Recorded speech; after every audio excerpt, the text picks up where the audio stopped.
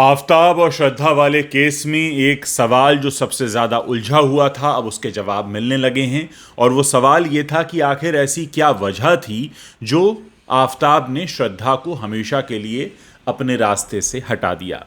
अगर इस पूरे मामले को आपको समझना है तो आपको एक बात गौर करनी होगी कि 2019 में जिस वक्त ये मिले थे, उसके बाद 2019 के आखिरी महीने में ये एक साथ एक मुंबई के फ्लैट में रहने लगे, जहां इनका काफ़ी वक्त एक साथ बीता।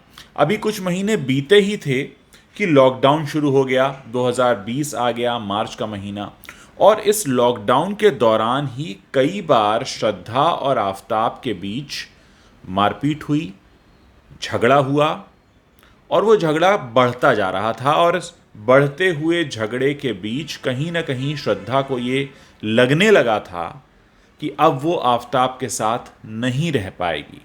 तो जो अभी तक कहा जा रहा था कि श्रद्धा शादी करना चाहती थी आफताब से, जोर लगा रही थी कि वो शादी के लिए हाँ कर दे, और आफताब शादी नहीं करना चाहता था, इस वजह से उसने हत्या कर दी। लेकिन अब जो बातें निकलकर सामने आई हैं, खासकर उसके पॉलीग्राफ टेस्ट के बाद, वो ये हैं कि कहीं ना कहीं आफताब को ये पता लग गया था, श्रद्धा ने ये बता दिया था कि हमारी तुम्हारी बनने वाली नहीं है, इसलिए मैं तुमसे अलग हो जाती हूँ। और बस यही बात आफताब को चुभ रही थी।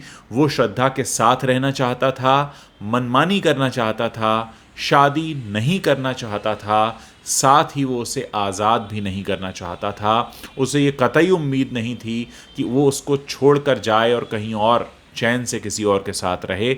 और यही वो वजह है कि जब उसने बहुत ज़ोर देकर कहा लॉकडाउन के दौरान, पहले लॉकडाउन के दौरान, दूसरे लॉकडाउन के दौरान, और फिर जब ये तय होने लगा कि श्रद्धा उससे दूर चली जाएगी, तो उसी ने ये प्रस्ताव रखा कि चलो हम साथ में कहीं घूम कर आते हैं, एक याद रहेगी, हम इतने समय साथ रहे, 3 साल साथ रहे, भले ज़िंदगी भर साथ रहें न रहें, लेकिन एक याद के तौर पर मैं एक ट्रिप तुम्हारे साथ करना चाहता हूँ।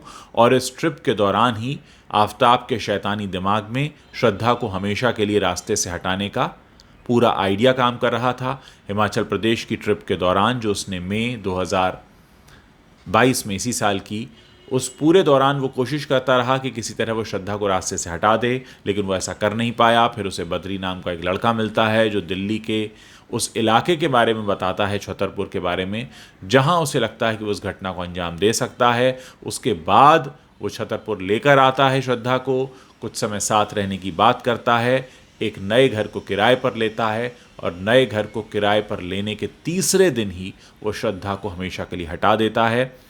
अभी तक जिस तरीका का व्यवहार दिख रहा है आफताब का, साफ लगता है उसे अपने किए का कोई पछतावा नहीं है, कोई अफसोस नहीं है। वो हर टेस्ट के समय लोगों से बात करता है, पूछता है किस तरह से उसका पूरा सच सामने आएगा। वो हर टेस्ट को समझता है और बहुत ही कूल माइंड से वो सारी चीज़ें कर रहा है, जिसको देखकर ये कहा नहीं जा सकता कि उसने गुस्से में आकर या तैश में आकर ऐसा कुछ किया है। और जाहिर है अगर उसने गुस्से या तैश में आकर किया भी होता तो शायद वो पुलिस थाने पहुंच गया होता ये बताने के लिए कि गलती से मुझसे ऐसा हो गया है और अब मैं सरेंडर कर रहा हूं। बजाय इसके उसने पूरे 6 महीने तक पुलिस को, उसके घर वालों को, दोस्तों को, सबको बरगला कर रखा, सबूतों को किनारे लगाता रहा, और जब तक पकड़ नहीं लिया गया तब तक उसने अपना गुनाह कबूला नहीं। दूसरी बात जो निकल कर सामने आ रही है वो उस लड़की के ज़रिए निकल कर आ रही है जो कि साइकेट्रिस्ट है और उसकी दूसरी गर्लफ्रेंड बनी, जिसको उसने श्रद्धा की ही अंगूठी गिफ्ट की। और उसने भी ये कहा कि उसे कई मुलाकातों के बाद भी कभी ये नहीं लगा कि आफताब ऐसा कर सकता है, क्योंकि आफताब काफ़ी केयरिंग लग रहा था। और वो लड़की भी अब इस बात से हैरान है कि वो कैसे इस लड़के को डेट कर रही थी उसके पिछले जीवन को जाने बिना। तो खैर, कुल मिलाकर बात अब ये सामने आ रही है कि श्रद्धा को आफताब ने जानबूझकर प्लान्ड तरीके से अपने रास्ते से हटाया, क्योंकि वो इस बात को बर्दाश्त नहीं कर सकता था कि श्रद्धा किसी और के साथ जाकर रहे। वो उससे शादी भी नहीं कर सकता था और वो उसके साथ रह भी नहीं सकता था। और इस बात का एहसास भी श्रद्धा को कहीं ना कहीं हो गया था। इसका गवाह है वो लेटर जो उसने नवंबर 2020 में लिखा था मुंबई पुलिस को, जिसके बाद कोई कार्रवाई तो नहीं हुई, लेकिन हाँ वो एक सच के तौर पर रह गया। वो फोटोग्राफ्स भी गवाह हैं जिसमें श्रद्धा को हमने उस तरह से देखा कि उसके साथ मारपीट की गई, तो तमाम बातें हम निकल कर आ रही हैं जो ये बताती हैं कि श्रद्धा को उसने बहुत प्लान्ड तरीके से हटाया, और निश्चित तौर से जब ये सच सामने आए हैं तो आफताब की सज़ा को कड़े से कड़ा बनाने में ये सारे सच एक बहुत बड़ी भूमिका निभाने वाले हैं।